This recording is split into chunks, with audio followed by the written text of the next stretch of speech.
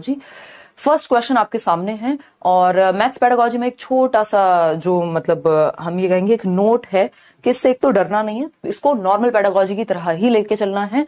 आप अगर पढ़ के समझ गए लैंग्वेज तो क्वेश्चंस गलत नहीं होंगे।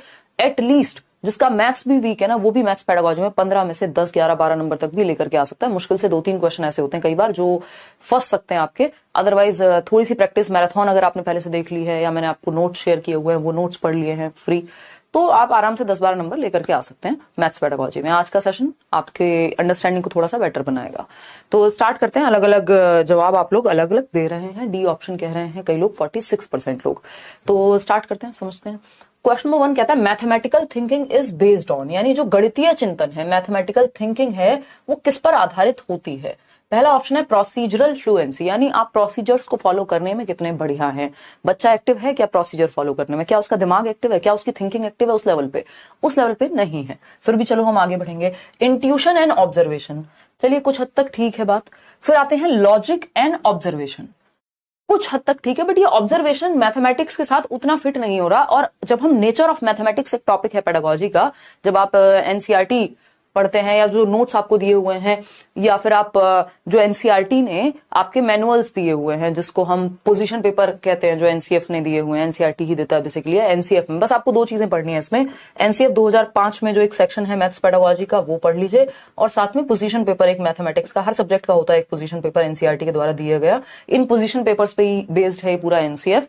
तो वो काम आप कर लेंगे तो आपको आराम से चीजें समझ में आ जाएंगी। नहीं करेंगे तो नोट्स पढ़ लीजिए, हम साथ में करते रहेंगे, ठीक है जी।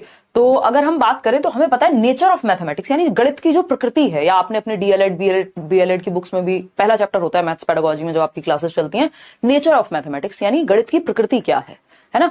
तो गणित की प्रकृति हमें पता है लॉजिकल है और रीजनिंग बेस्ड है, तार्किक होता है गणित। ये बात बच्चे को पता होनी चाहिए। तो सारे ऑप्शन से बेटर ऑप्शन क्या हो गया, लॉजिक एंड रीजनिंग बेस्ड होती है जो मैथमेटिकल थिंकिंग होती है, तर्कात्मक होती है और विवेचनात्मक होती है, जिसमें लॉजिक लगता है, कोई भी बात हवा में नहीं होती, मान नहीं लिया जाता, 2+2 4 ही होते हैं। तर्क है गणितीय चिंतन में और लॉजिक है, मतलब प्रॉपर तर्क एवं विवेचना पर आधारित होता है। किसी भी ऐसी चीज पर नहीं, इंट्यूशन पूरी तरह से नहीं, कुछ चीजों में, कुछ टॉपिक्स में गणित के इंट्यूशन लग जाएगा, लेकिन पूरा जो नेचर ऑफ मैथमेटिकल थिंकिंग है वो है लॉजिकल और रीजनेबल।